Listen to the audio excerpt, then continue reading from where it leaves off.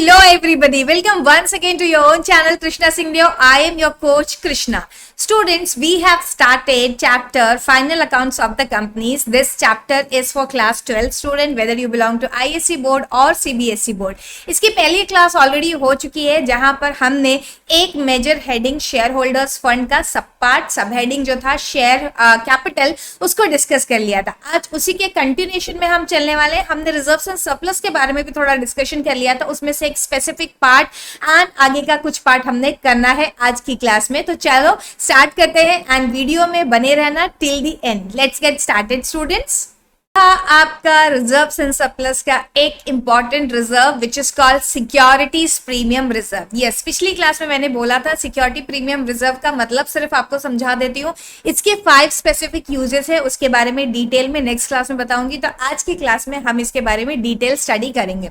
सबसे पहले समझें कि सिक्योरिटी प्रीमियम रिजर्व क्या होता है. सिक्योरिटी प्रीमियम रिजर्व का मतलब that additional amount which company takes from a share holder या any other security holder. Any other security क्या हो सकती है? It can be debenture. Shares में भी 2 क्लासेस ऑफ शेयर्स हैं, equity share and preference share. So इनमें से किसी भी सिक्योरिटी को अगर कंपनी इसकी फेस वैल्यू से ज्यादा पर इशू करती है, for example the face value of equity share is 10 rupees and the share is issued for 20 rupees.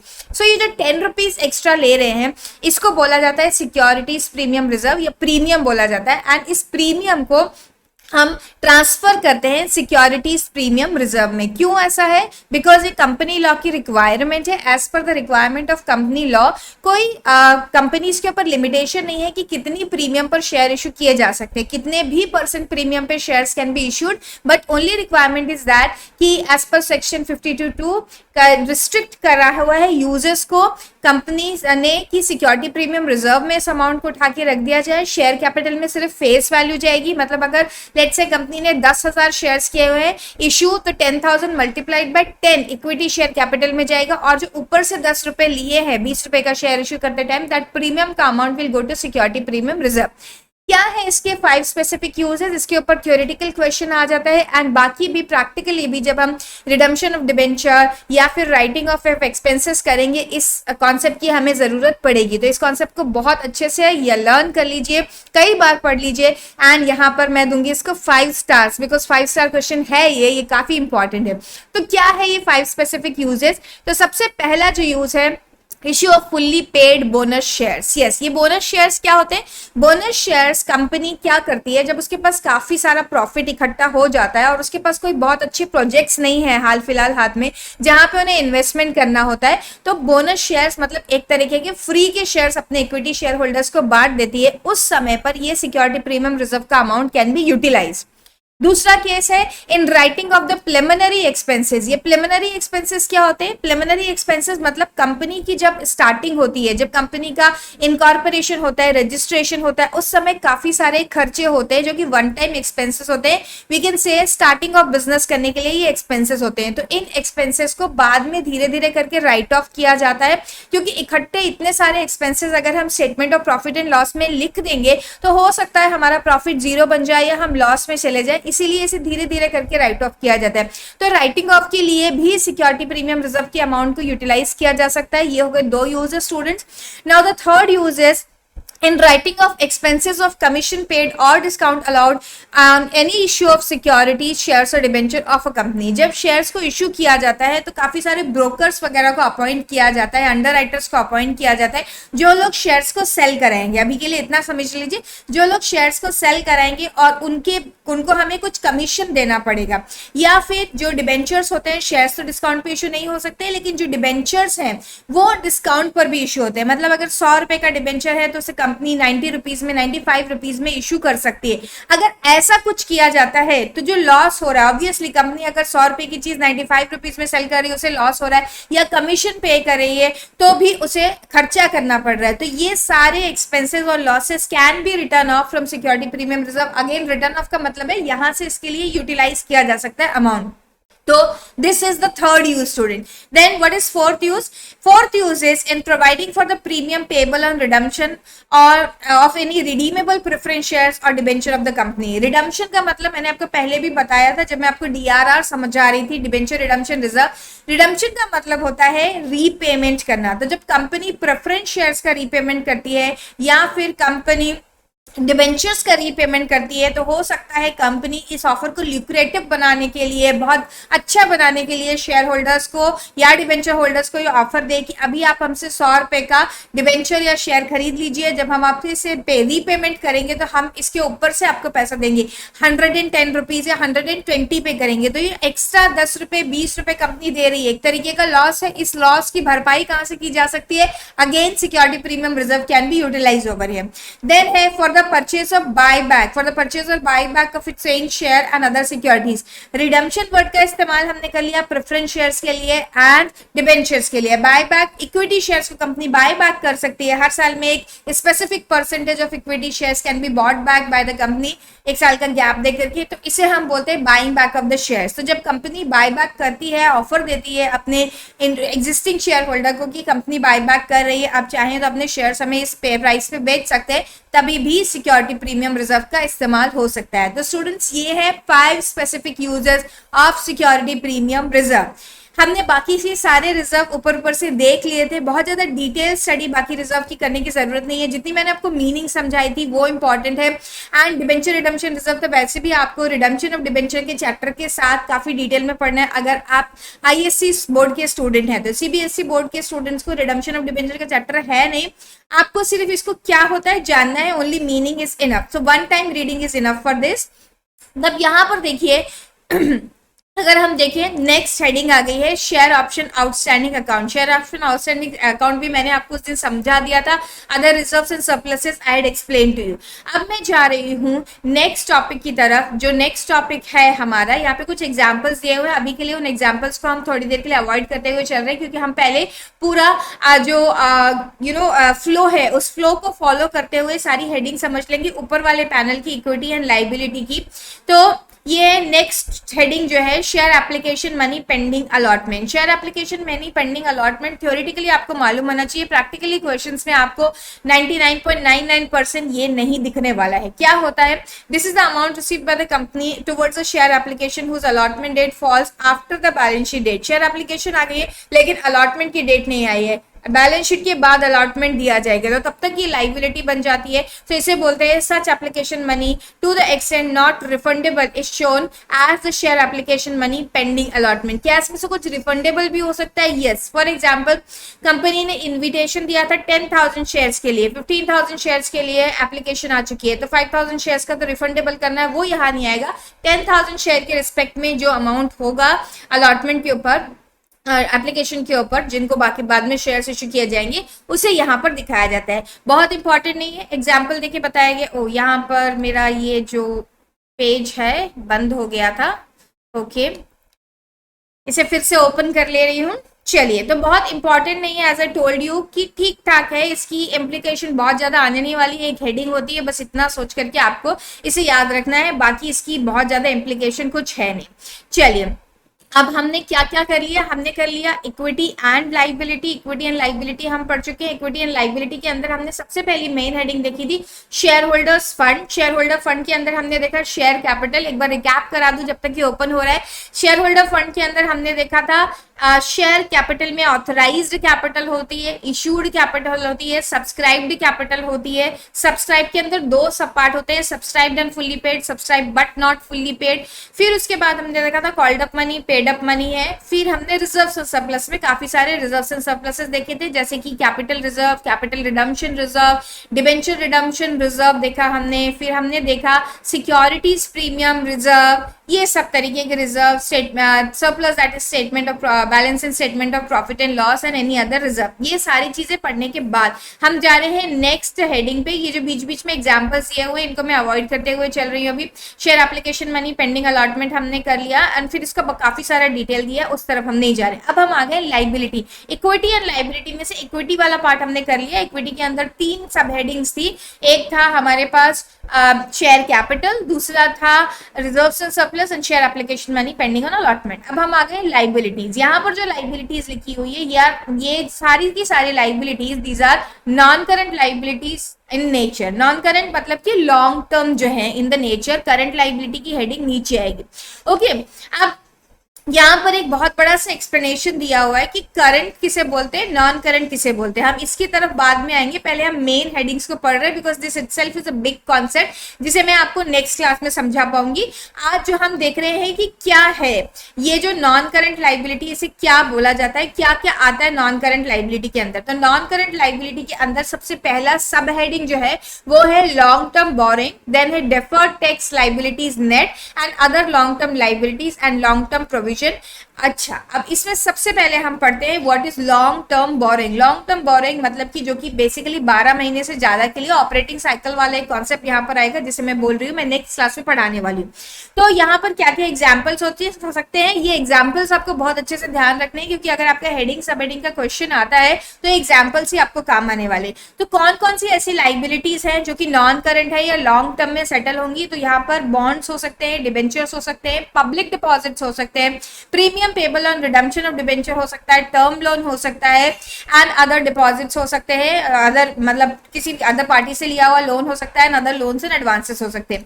यहाँ पे आपको सब कुछ समझ में आ रहा होगा एक्सेप्ट फॉर दिस थिंग। ये क्या है, premium payable on redemption of debenture, मतलब जो अभी थोड़ी देर पहले मैंने आपको बताया था सिक्योरिटी प्रीमियम रिजर्व के यूसेस के टाइम भी, कि जब कंपनी डिबेंचर्स को बाय बैक करेगी, buy back term actually use नहीं होती है, buy back term equity shares के लिए यूज होती है, रिडम्पशन करेगी। टर्म जो टर्मिनोलॉजी है यहाँ पे, टेक्निकल वर्ड जो है टर्मिनोलॉजी है वो है रिडम्पशन ऑफ डिबेंचर। तो जब कंपनी रिडम्पशन ऑफ डिबेंचर करती है तो कंपनी ऐसा ऑफर दे सकती है शेयर होल्डर डिबेंचर होल्डर्स को कि आप 100 रुपए का डिबेंचर हमसे खरीदिए और हम आपसे 110 में खरीदेंगे। तो ऊपर से जो पैसा देती है ऑब्वियसली जब रिडम्पशन होगा डिबेंचर को उसी समय उसे पे किया जाएगा। तो ये लॉन्ग टर्म लाइबिलिटी, क्योंकि डिबेंचर 4-5 साल के लिए और ज्यादा पीरियड के लिए इश्यू किए जाएंगे। तो ये सारी लाइबिलिटीज के नाम आपको याद रखते हैं, इनके डिटेल अंदर में इतने इंपॉर्टेंट नहीं है, तो मैं आपको साफ साफ बोल देती हूँ कि बहुत ज्यादा रीडिंग करके मतलब नहीं है।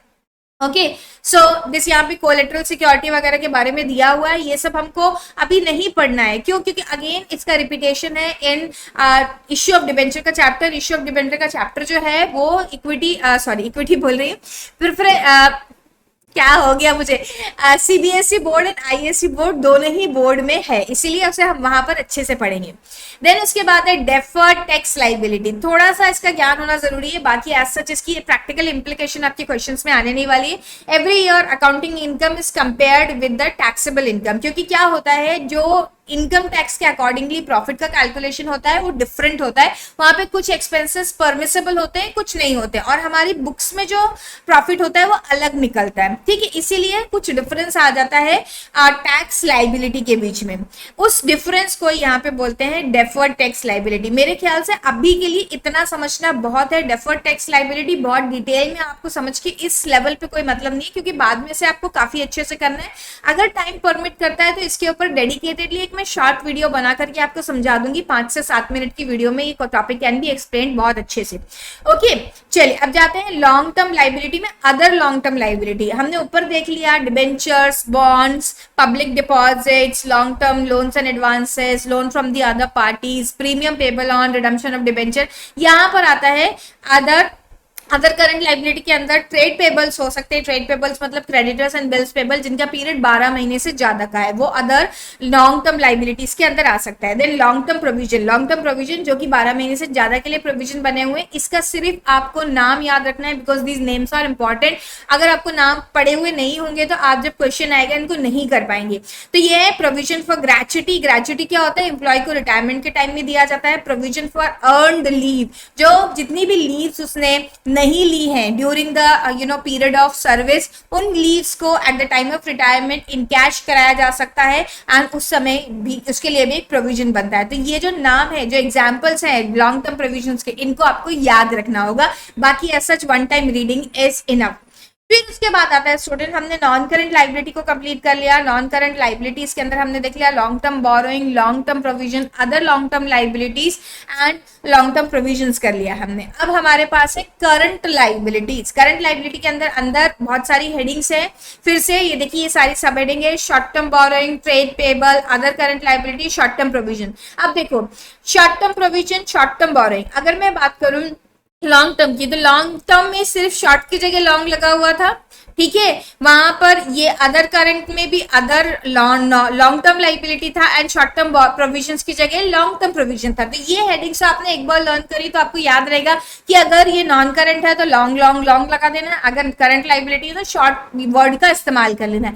अलग चीज क्या है, ट्रेड पेबल यहाँ पर अलग से आ गया आपके लिए। ट्रेड पेबल्स क्या होते हैं, ट्रेड पेबल के अंदर आपके क्रेडिटर्स एंड बिल्स पेएबल, ये दो चीजें इंक्लूडेड होती हैं। So this is also very simple. हाँ, यहाँ पे इंपॉर्टेंट क्या है, ये वाला पार्ट कि शॉर्ट टर्म बोरिंग्स के अंदर क्या क्या आता है, इसकी सारी सब हेडिंग्स बहुत इंपॉर्टेंट है।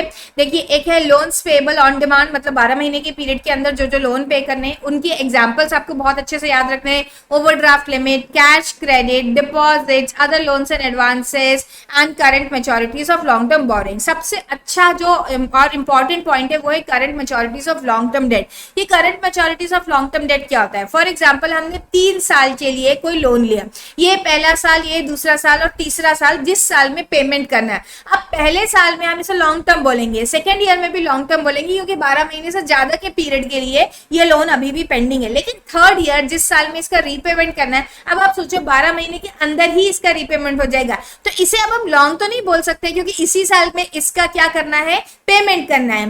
तो इसका जो स्पेसिफिक नेम दिया गया है बाय शेड्यूल 3 वो है ये current maturities of long term date. जैसे आप पिछले 2-3 सालों से बुला रहे थे long term long term long term, and इस साल वो पीरियड आ गया है जब उसका रीपेमेंट करना है, तो इसे बोलते हैं current maturity of long term debt. ये पार्ट अच्छे से पढ़ लेना है आपको। फिर आता है trade payable. As I told you, trade payable के अंदर दो चीज इंक्लूडेड होती है, क्रेडिटर्स एंड बिल्स पेबल।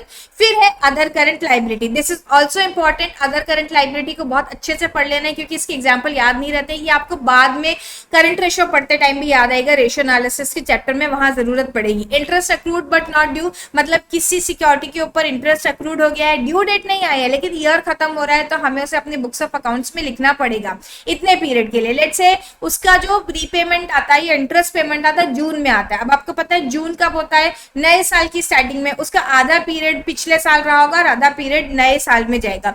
तो अप्रैल में, जून तो नेक्स्ट ईयर में चला गया, मतलब 3 महीने नेक्स्ट ईयर में चले गए, 9 महीने पिछले साल में थे। तो पिछले साल की जब बुक्स ऑफ अकाउंट्स क्लोज्ड होंगी तब उसका नाम लिखा जाएगा interest accrued but not due, क्योंकि मैचिंग कॉन्सेप्ट के अकॉर्डिंगली हमें क्या करना होता है, हमें उतना इंटरेस्ट जो है कैलकुलेट करके जो इस साल के लिए बिलोंग करता है अपने बुक्स ऑफ अकाउंट्स में लिखना पड़ता है।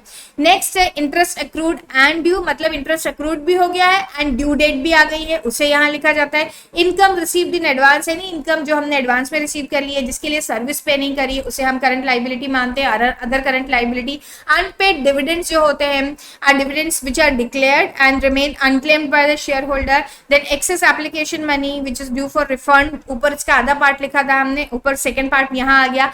अनपेड मैच्योर डिपॉजिट इंटरेस्ट वगैरह अगर कोई है तो unpaid mature debenture interest. Calls in advance, calls in advance क्या होता है समझ लीजिए, अगर किसी शेयर होल्डर ने आगे की कॉल्स का पैसा भी अभी ही दे दिया है, एडवांस में मनी दे दी, तो उसे बोला जाता है calls in advance. Other payables अगर कोई होंगे तो इस नेचर स्पेसिफाइड है, वो सब यहाँ आता है। ओके, शॉर्ट टर्म प्रोविजंस क्या होते हैं, शॉर्ट टर्म प्रोविजंस के अंदर जैसे कि एक एग्जांपल है प्रोविजन फॉर टैक्स। ओके, यही सबसे ज्यादा एविडेंट एग्जांपल है, इसे याद रखेंगे आप। सो ये सारी चीजें आपकी करंट लाइबिलिटी के अंदर आती है। Okay, so I hope this is clear. बहुत ज्यादा क्लैरिटी आपको तब मिलेगी जब आप इसे खुद से रीड करेंगे। यहाँ मेरे लिए पॉसिबल नहीं है कि मैं हर एक चीज रीड करके बताऊं, लेकिन मैंने आपको इसका पूरा ओवरव्यू दे दिया है। जितनी इंपॉर्टेंट चीजें थी मैंने आपको पढ़ा दी है।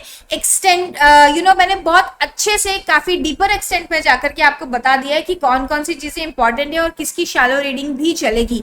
तो इतना करने के बाद आई कैन कॉन्फिडेंटली से that our work for upper panel equity and liability has finished, only one part is left कि हम इसी किस लाइबिलिटी को हम बोलते हैं करंट लाइबिलिटी और किस लाइबिलिटी को बोलते हैं नॉन करंट लाइबिलिटी। क्या क्राइटेरिया है ये डिसाइड करने का कि करंट क्या होता है, नॉन करंट क्या होता है, वो हम करने वाले हैं नेक्स्ट क्लास में। आई होप आज की क्लास आपने एंजॉय करी एंड आप समझ पाए जो मैंने पढ़ाया। अब आपको घर पे बैठ के क्या करना है, घर पे बैठ के you have to go through each and everything which I have marked important and which I told you that you must go through it once. ठीक है students, I hope you are liking it. Next class में फिर से मिलेंगे and start करेंगे with the another topic and आज का जो लेफ्ट ओवर वर्क है। Till then bye, have a great day and yes, channel पर नए हो या पुराने भी हो लेकिन सब्सक्राइब नहीं किया है तो सब्सक्राइब जरूर कर लेना। Bye, have a great day.